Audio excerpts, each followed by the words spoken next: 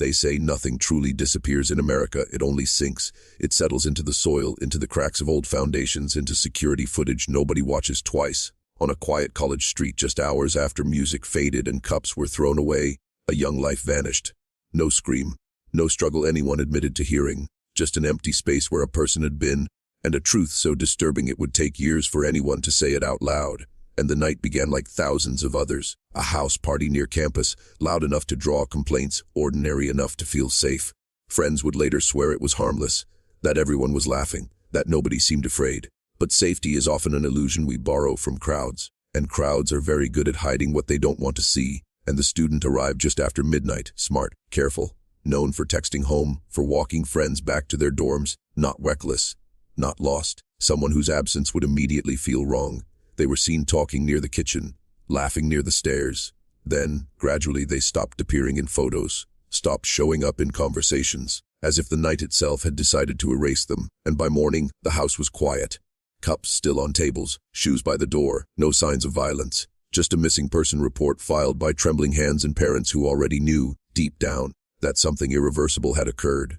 Police searched the neighborhood. Friends were questioned. Stories aligned too neatly. Everyone agreed on what they didn't see, and weeks passed. Posters peeled off telephone poles. Rumors spread. Runaway. Overdose accident. America loves explanations that let it sleep at night, but one detail refused to stay buried. A single camera mounted above a side entrance, silently recording everything no one wanted remembered.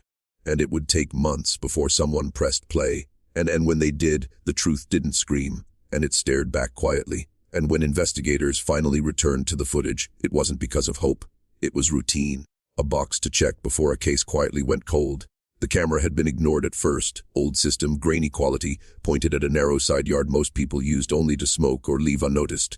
Nothing dramatic ever happened there, until it did, and the timestamp crawled forward in silence. People drifted in and out of frame, blurred faces, careless movements, bodies leaning under the weight of alcohol and borrowed confidence. The student appeared once, briefly, stepping outside alone. They stood there for a moment, head tilted down, as if thinking, as if sensing something. Then someone else entered the frame, and police would later describe this part clinically. 2 figures, limited visibility, partial obstruction. But what the report could not capture was the feeling. The way time seemed to thicken as the student turned startled. The way the other figure moved with intention, not drunken clumsiness. There was no frantic struggle, no wild gestures, just a brief disappearance behind the edge of the house. And minutes passed. The student did not return, and what did return was the other figure. Alone, calm, adjusting their clothing before walking back inside, into music and laughter that continued without interruption. No one asked questions, no one noticed an absence yet.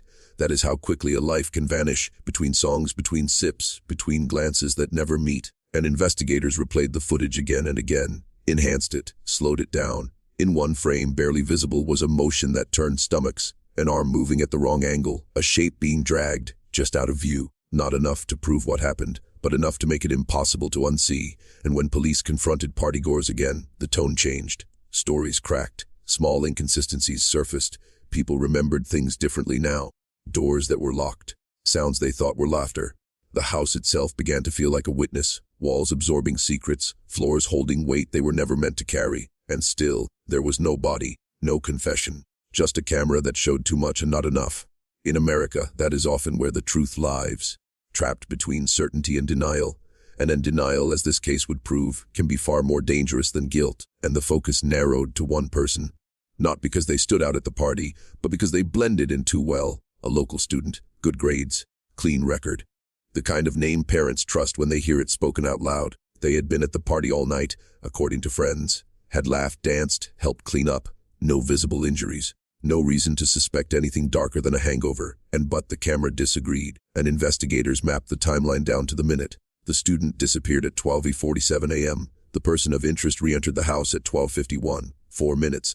Long enough to change everything. Short enough to pretend nothing happened. When questioned, the suspect said they stepped outside for air, smoked alone, never saw the missing student. It was an ordinary lie, the most dangerous kind, and digital forensics added weight. A phone that stopped moving, messages left on read, location data that showed a sudden, unnatural stillness.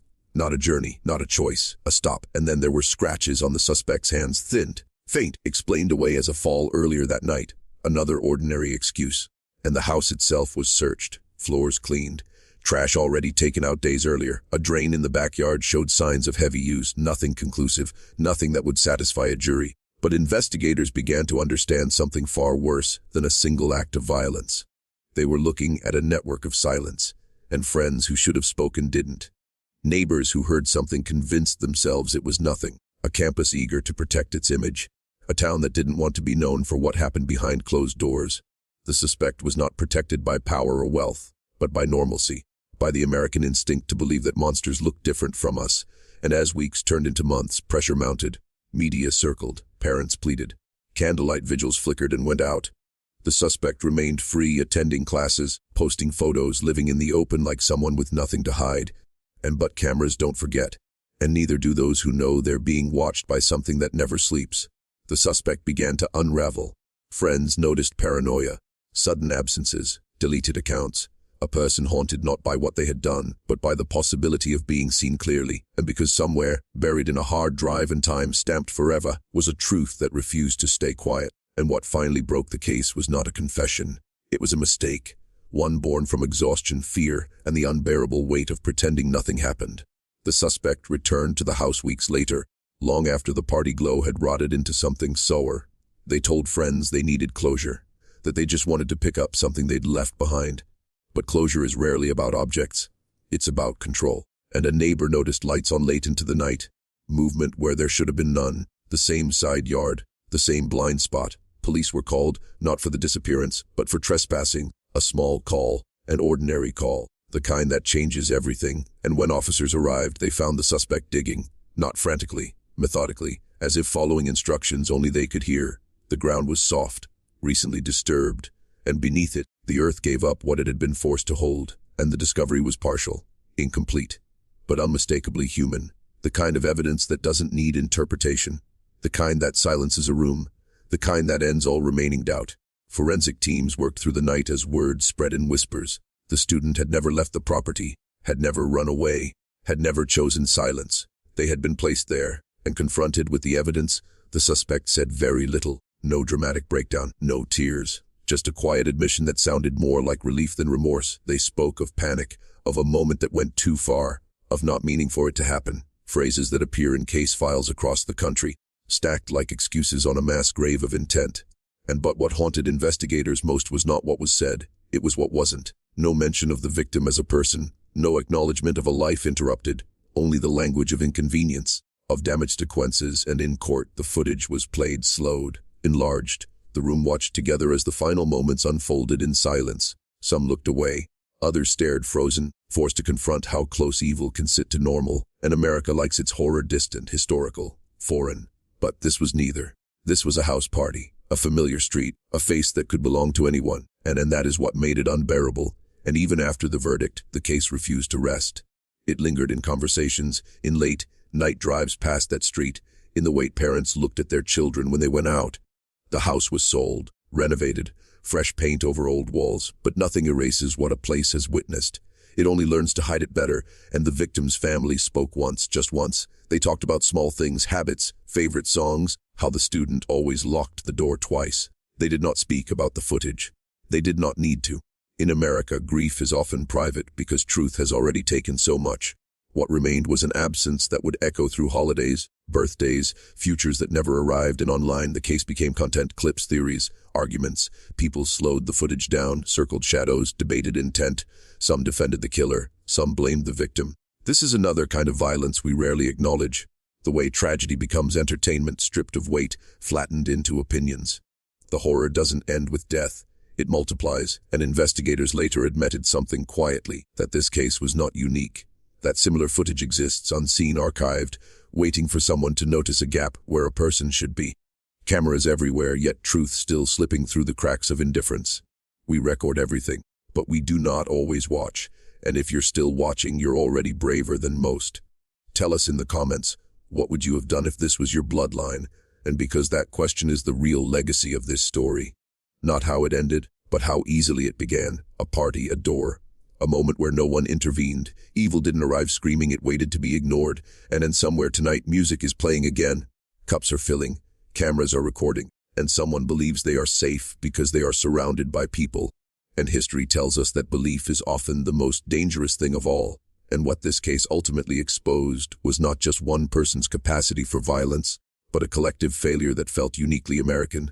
The belief that if something truly terrible happened, someone else would step in. That danger announces itself. That crowd's equal protection. History tells a different story. Again and again, the most disturbing truths unfold in plain sight, protected by familiarity, and students return to that campus the following semester. New faces, new parties, the same streetlights. Orientation guides never mentioned the house by name, but locals knew. They lowered their voices when driving past it. Some swore the air felt heavier there. Others said that was just imagination. America is very good at calling discomfort nothing, and psychologists later studied the case, pointing to diffusion of responsibility, alcohol, groupthink. But those are clean words for something much older and darker: the instinct to look away, to choose social comfort over moral risk, to decide, in a split second, that what you're sensing is probably not your problem. And the footage became evidence, then archive, then memory. But the moment it captured, the moment where intervention could have changed everything, never stopped replaying in the minds of those who saw it. One door opening, one pause, one chance to ask a question instead of assuming an answer, and the killer was sentenced, labeled, categorized, another name added to a list. But lists don't explain why so many people were so close and still so absent, why no one followed, why no one checked, why silence felt safer than curiosity. And this is how horror survives. Not through monsters in the dark, but through ordinary people in lit rooms making ordinary decisions, choosing not to be strange, not to overreact, not to disrupt the night. And some truths are buried because they are too painful to face. Others are buried because facing them would require change. And change, like intervention, asks something of us. And the student is gone. The house still stands. The cameras still watch. And then the question remains unresolved and uncomfortable. And when the moment comes, will we see it? And years from now, this story will be retold with distance. The dates will blur. The names will soften into symbols. It will be taught as a case study, a cautionary tale, a file number in a system that moves on. But distance does not disinfect truth. It only makes it easier to forget what it felt like to live beside it. And some nights, investigators still remember the footage. Not the violence, but the calm before it. The normalcy. The way everything looked exactly like it should. That is what stays with you. The realization that horror doesn't always wear a warning sign. Sometimes it wears a familiar face and waits for permission through silence. And the student is remembered now in fragments. A scholarship fund. A plaque. A few lines in an annual safety briefing. These are gestures of repair in a world that prefers ritual over reflection. But memory is not justice, and awareness is not prevention. Those require discomfort. They require us to question the spaces we trust most. And the house party never made history. No national reform followed, no sweeping change, just a ripple of fear that slowly flattened into routine. That, too, is part of the truth. America absorbs trauma and keeps moving, convinced that motion alone is progress, but beneath that motion, something watches. Cameras record, walls listen, and moments wait, waiting for someone to step in, waiting for someone to say something feels wrong, waiting for courage to outweigh convenience. And this story was never just about one night or one life. It was about the thin line between safety and assumption. About how quickly a person can disappear when everyone believes someone else is paying attention, and the past does not ask to be remembered. It insists, and now that you've seen what it was hiding, the burden shifts. And because the next time music is loud, and the night feels harmless, and a door closes where it shouldn't, and you'll know how quiet horror really sounds.